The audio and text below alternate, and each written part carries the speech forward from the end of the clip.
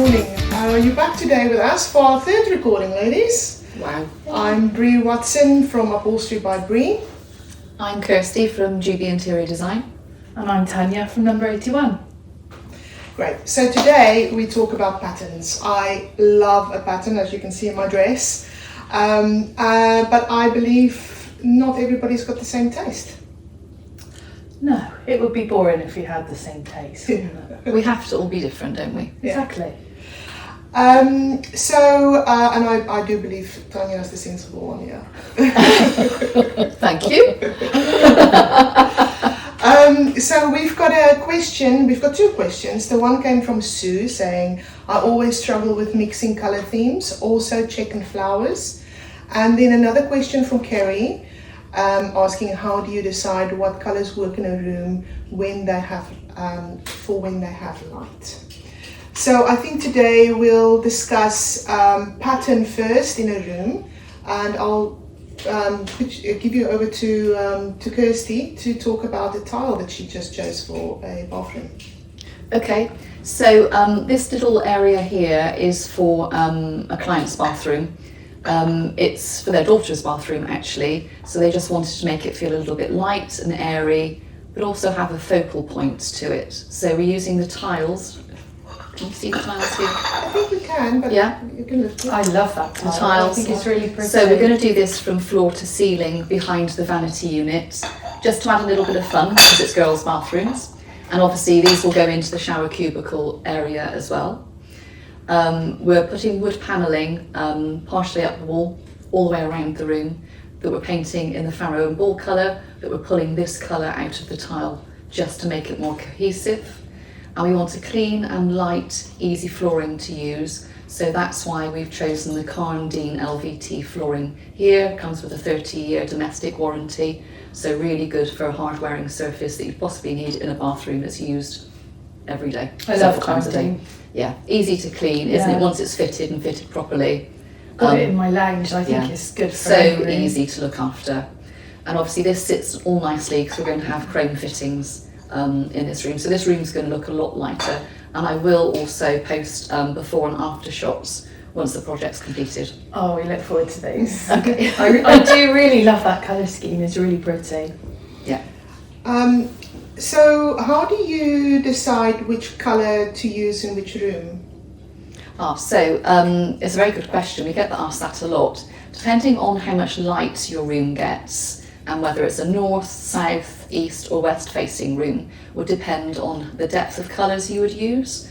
Obviously if you put in a north facing room and a navy blue, you would walk into that room and the walls would look almost black because you've got not much natural daylight. So a really good example of a relatively new company actually, if you want help with that, is Coat Paints. If you go to their website, to help you at home with colour for walls, they will they put their colours into packs. So they'll do a pack of a range of colours for a north facing room, a south facing room, east and west. So it's really helpful for people to make sense of it at home. Yeah, that's really good. Yeah. I didn't know that they did that. A lot of people don't even think that matters, but it makes a huge difference on how you see and look at colour and what aesthetic it gives that room. Yeah, yeah. So that's a really useful tool to use. So you can just go onto their website. You go onto their order the whole website, pack you can order a pack for a north-facing room, for example. Yeah, that's really good. And you look at it and it makes sense. So please try Coat Paints. They're a brilliant company. They're very eco-friendly as well. So And a B Corp as well. yes. Excellent. Okay, so pattern matching. So if you have decided your colour in your room and you want to put different patterns together, we've got a pack here that I can maybe lift up like this. And if you see, all those patterns goes quite well because you've got a consistent background. Well, not in these two, but it brings in the other blues then into these backgrounds. So if you, for example, do your sofa in that, you can make your scatter cushions or your other chairs in some of the other patterns.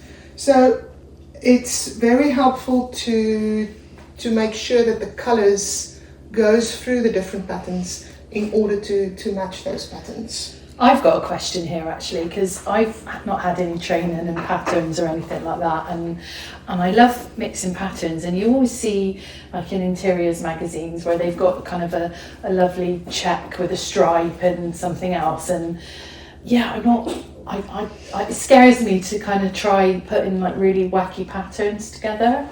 But so as is long there as, a trick maybe? So as long as you keep your core colour yeah, basically the same, yeah, and depending on the size of the room, yeah, depends on how wacky you can go. yeah, yeah, In a tiny little, say, sitting room, you obviously wouldn't want to colour drench the walls yeah, and go really, really wacky with the furniture. It would be too much. It wouldn't be a restful room to sit in. Something like this is quite easy to use and quite versatile, isn't it? So yeah, if you just pull out a colour, for example, like we pulled out the colour on this tile, and we're using this as the paint colour, then hello. it sits quite nicely together. So you can use that sort of concept in any room. Yeah. So for this range, the blues are your core colour. Yes, we've got the lighter if you wanted to use that, but you wouldn't necessarily use it with all of the fabrics. Yeah. But I love the being able to mix it. It's just kind of knowing how the best way is to I mean, do this it. is a range. This is Clark and Clark, which is part of the Sandersons group.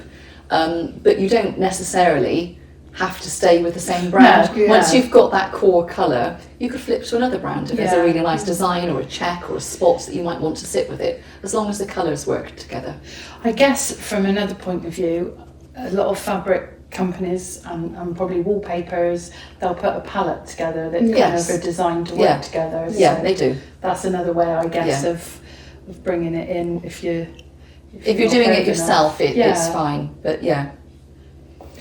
Okay, seeing that we now have a lovely doggo This is Daisy, our little helper. joined us, we are talking about animals and fabric. Yes, we are. So upholstery fabric has got a way of testing how strong it is and how hard, well it will last, which is called Martindale.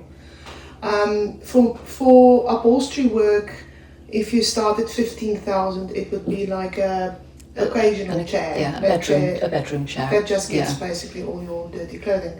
But if you go, I wouldn't upholster something that you use in a living room with less than 25,000.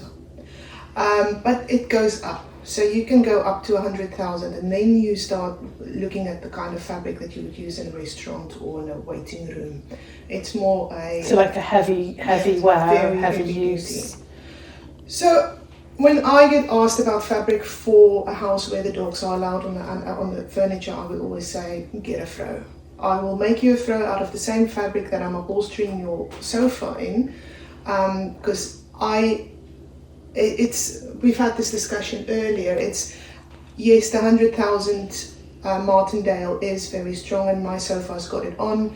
I don't think my dog is ever going to get through that fabric. It's amazing. But you do sometimes, and tell us the story about worktops. Yeah, it's kind of similar with worktops, because a lot of work surfaces are heat proof. You can take things up to a certain temperature, but there's always that small chance that you could damage it. Nothing's indestructible. So even though you can probably safely put a hot pan on a work surface, manufacturers will always recommend you don't, and you use a pot stand or a trivet, because you could have that example where you've got it's a really cold day, and if you've got a granite or a quartz, it warms up and cools down with the temperature of the room. So on a really cold day when your stone worktop is really, really cold, and if you put a scorching hot pan on it, you could actually fracture your worktop. So it's kind of like pouring boiling water on your windscreen of the car. Probably 99.9% of the time people get away with stuff and it doesn't happen, but there's that small chance that damage can happen, and you could crack your worktop. So that you would should happen always... to me. I would crack my worktop. I mean, I've over the years, people have said to me, "Oh, I have granite because you can just put hot pans on it," and You can and you can't. I mean, with granite, if it's a natural granite out the ground, you can light a fire on it, and as long as the temperature is building up slowly, it's okay. But it's when you go from one extreme to the other that you could fracture it, and it could cause it to crack. So, in my kind of getting on for sort of 30 years of being in the kitchen industry, I've never known anybody has done it, and nobody that I've worked with, but it can happen. So. Yeah, and I guess with fabric it's the same. It depends on your dog. Give it a throw. You know, if you've got a little light, tiny dog, they're probably not going to do anything to it. But you've got a big dog with huge paws and they like digging, and you know your sofa's not going to stand a chance. Yeah. I've had it with clients, and they've fallen in love with a fabric that's probably got 15,000 rub test on it. And they say, but it's only me and my husband. You know, we look after our products. I say, yes, but you're wearing a pair of jeans today. Jeans have got studs on the pockets. That's enough to put a hole in a 15,000 rub test fabric. So no, general domestic really should go 25 to 30,000. So would you say maybe you could do that on the cushions and have a stronger fabric for the sofa? Would that work? Yes, of course. Yeah. So they could still get their colour. You can still utilise it within the room. And your cushions doesn't need to have fire protection on it if it's just a scatter cushion, but if it's like a box cushion, you've got to comply by the fire regulations. Everything gets treated for fire. I think that's us for today. Thank you very much for joining in. I'm Bree from Upholstery by Bree. I'm Kirsty from Juby Interior Design. And I'm Tanya from number 81. See you soon. Bye.